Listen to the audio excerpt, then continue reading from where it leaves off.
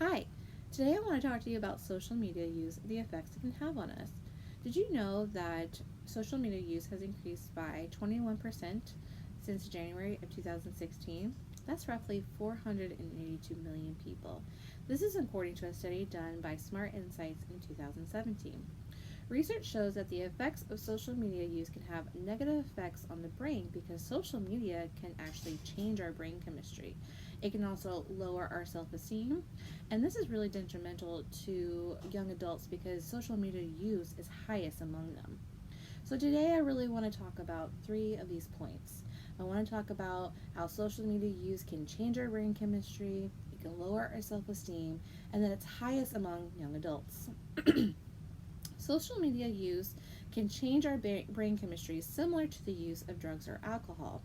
According to an article done by Business Insider in 2017, the act of using social media to gain likes or comments releases the chemical dopamine, which is similar to drug or alcohol use. And the chemical dopamine is actually associated with pleasure. So, although drug and alcohol abuse are quite different than social media use, our brain treats the interactions very similar. This is according to a study published by PLOS ONE in 2017. Social media can also reward our narcissistic behaviors. According to an article done by Psychology Today in 2013, oversharing and boosting self promotion can lead to an increase in narcissism, especially in young teens. Social media can also lower our self esteem. It can be lowered by feeling pressure to be perfect through the perceptions of other people's posts.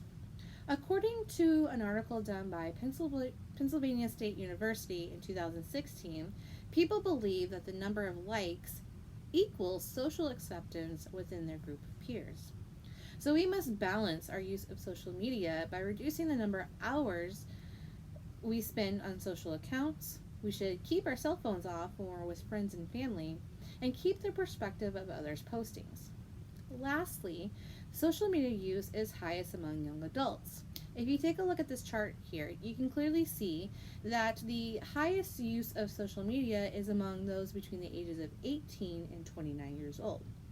So we must teach balance of social media use with real life and young adults. According to an article published by The Greater Good from Berkeley University in 2014, there's 5 different ways we can do this. We can support our teens' social lives on and offline.